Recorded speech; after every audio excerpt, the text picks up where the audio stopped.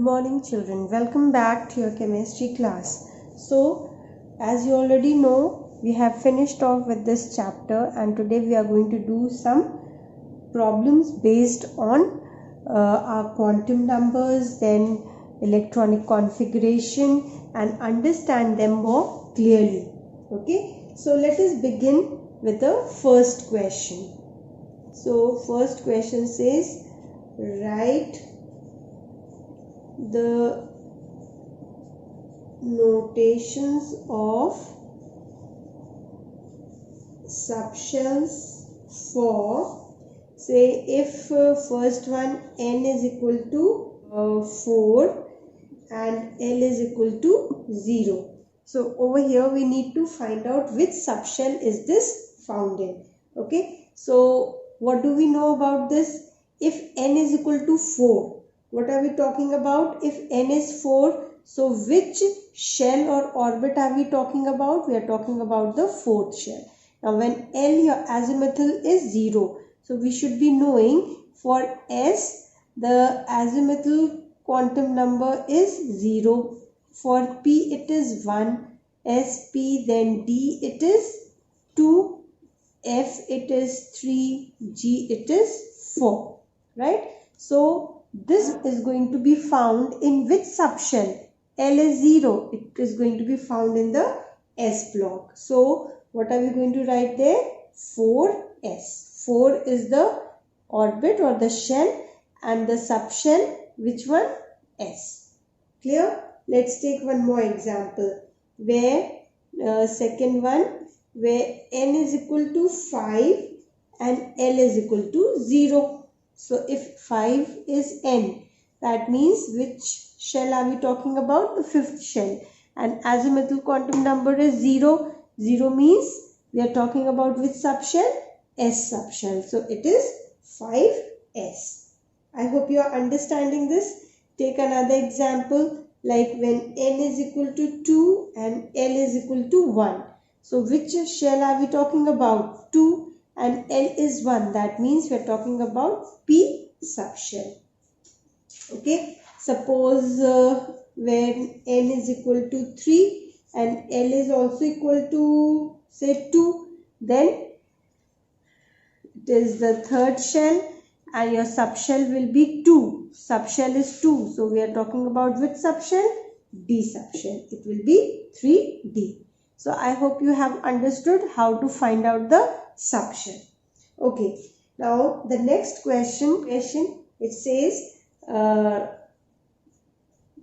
write the values of your N, L and also M for, say, if I give you 2px. So now you have to write down the value of your principal quantum number, azimuthal quantum number and the magnetic quantum number. So let's start off with n. What will be the n over here? It will be 2. It is the second shell. Then L. P is what? Again S is 0. P will be 1. So your L is equal to what? 1. And now what about the magnetic quantum number? It will be either plus 1 or it will be minus 1. Take another example, 3dz square. Now we are talking about which subshell? D subshell. Okay. So over here your n will be how much? 3. Then your L. S, P, D is what? 2. So your L becomes 2. And what is the value of M over here? The value of M will be 0. Why? Because we are talking about which orbital? Z orbital. So it is going to be 0. I hope this is very clear how to find out the different quantum numbers. Next, I twist the question and I say, designate the having, say, let me take the first one where n is equal to 2 and L is equal to 0. When n is equal to 2 means I am talking about the second shell. When L is equal to 0, I am talking about S. So which orbital are we talking about? 2 s. Clear? Now let's take another one. When L is equal to 4 and L is equal to 3. So when N is equal to 4, it is the fourth shell. L is equal to 3. L is equal to 3 means we are talking about which shell? S is 0, P1, D2. So 3 will be F. We are talking about 4F orbital. Okay. Then take another example. Could be like N is equal to 5 and L is equal to 3. So this will be what? It will be 5F. Now L is 3, you already know. L is 3 is for the F subshell and 5. So it becomes 5F becomes your orbital we are talking about. I hope till here everything is clear. Now let's talk about the next question. The next question could be like, state which set of quantum numbers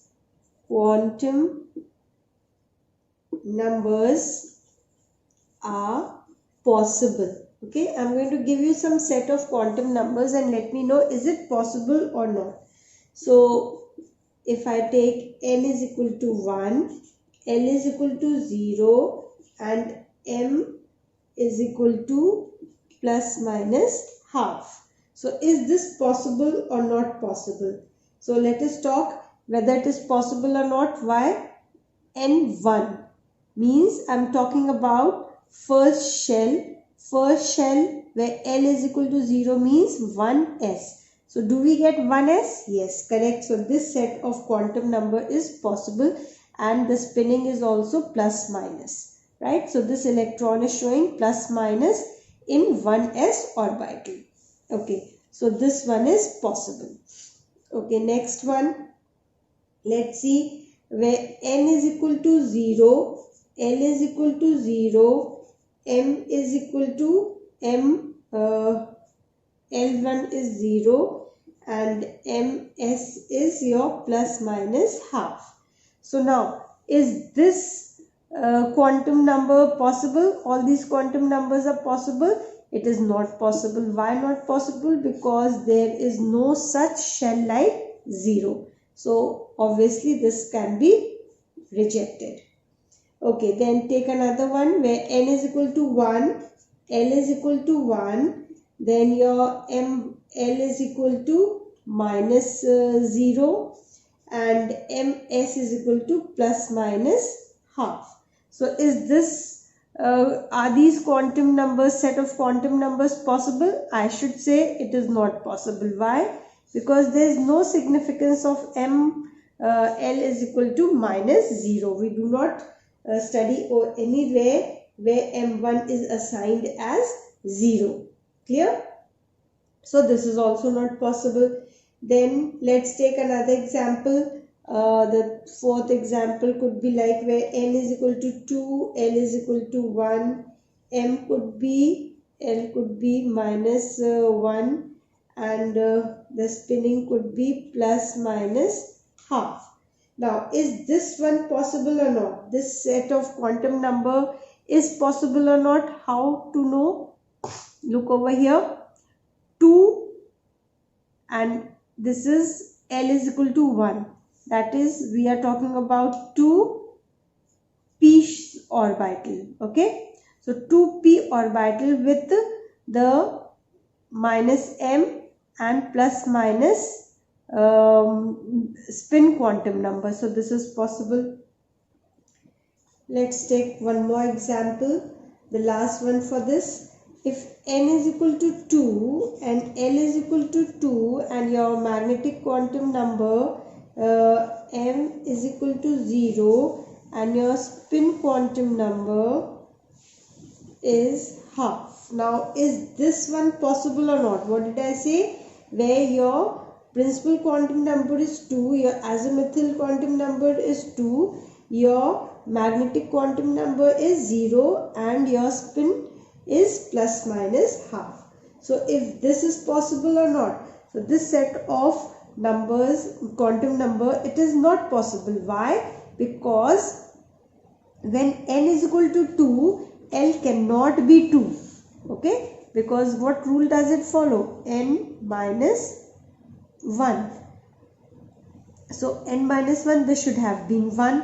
It cannot be 2. So this is also not possible. The highest value assigned to L is only n minus 1. So over here, since your principal quantum number is 2 and your L over here cannot be 2, it has to be 1. So I hope this kind of question is also clear. We move to another kind of question now. Now let's talk about another question where it says write down the atomic number. Write the atomic number whose outermost orbitals have the following configuration. Okay, following configurations. So let's see. One, if I do for you 3d6, you have to find out the atomic number of this particular orbital. 3d6, what does that mean? 3d6 means, let us configure 1s2, 2s2, 2p, 6, 3s2, 3p6, 4s2, 3d6. Okay, so let's count. 10, 26. 26 electrons are there. We know that number of electrons are equal to number of protons, and number of protons are also the atomic numbers. Therefore, the atomic number will be 26, right? Where the outermost shell, the outermost orbital will be 3d6. And what is 26? The element will be iron. Okay, let's take another example. 3s2. So 3s2, that is simple. 1s2, 2s2, 2p6, 3s2. 10 and 2, 12 electrons. 12 electrons means atomic number, let me write down like this, atomic number is equal to 12. So which element's atomic number is 12? Magnesium. Okay, so magnesium whose outermost orbital is 3s2 with atomic number 12. This is how we can find out. Now if I give you a condensed electronic configuration, then how will you find out? So let's take another question. Find out the name of the element. Name the element with the following condensed configuration. Okay, so let's take like first one, it's neon, and then 3s2, 3p3. So now yesterday I told you what is neon. 10 electrons, 10 plus 5, 10 plus 5. So what is the number of electrons? 15 electrons. So atomic number is 15. Which element has atomic number 15? Phosphorus has atomic number 15. So I hope you have understood how we can find out the atomic numbers also if the configuration is given to us. Now let us see how to do configuration. Okay, now I am going to give you write the 4 quantum numbers of each electron in the outermost orbital of calcium atom. Okay, and the atomic number of calcium is 20.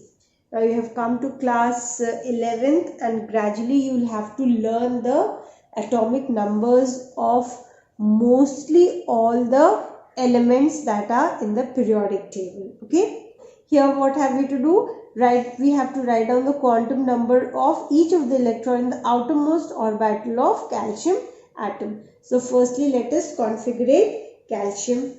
So calcium with 20, how can we configure?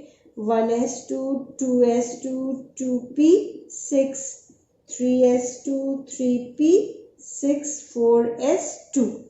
Okay, so let's see 10 and 10, 20. Now, which is the outermost shell in this configuration?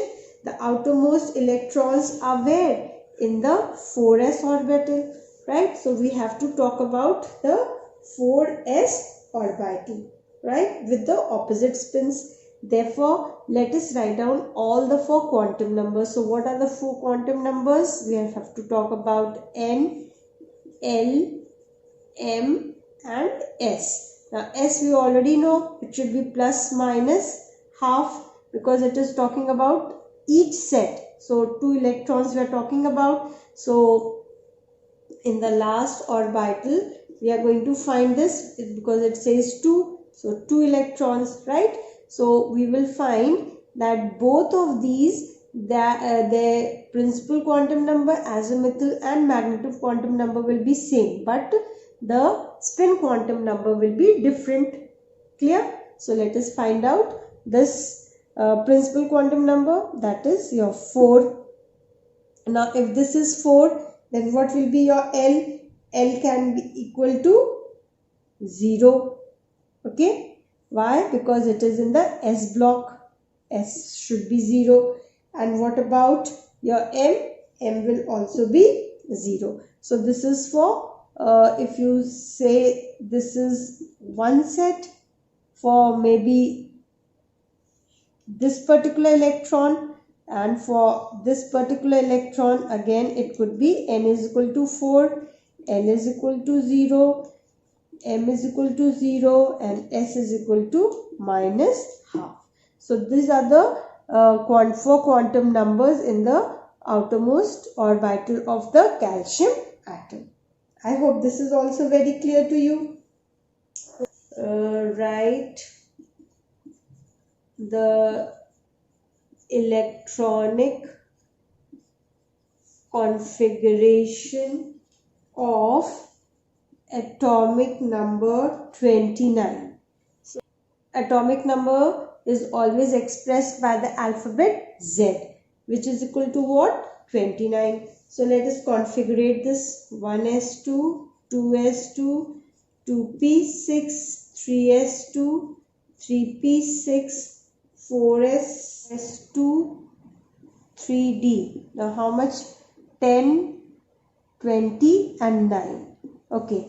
Now let's check this configuration. Is it correct or is it not? So if this is 4s2, right, and this d, it is it half filled or completely filled? Let's look at this. D means 5 orbitals, 1, 2, 3, 4 and 5. So according to Hund's rule, 1, 2, 3, 4, 5, 6, 7, 8, 9. So this will be unstable. So do you think this configuration is correct? It is not correct. This is wrong. Okay. So what should be the correct configuration? It will be 1s2, 2s2, 2p6, 3s2, 3p6. This 4s2, this electron will go where? It will go to the d orbital. Okay. So it will become what then? 4s1, 3d10. So this is the correct configuration of your atomic number 29. I hope you have understood how to do, and try to understand whenever you are writing down the configuration. Okay. Okay. Now give me the configuration of Cu2+. Now when I say Cu2+ and I say the atomic number of copper is also 29. So now how to find out the configuration of an ion. So how is this ion formed? Copper, when you lose 2 electrons, then only it forms Cu2 plus. That means 29 minus 2 electrons. This is going to give you how much?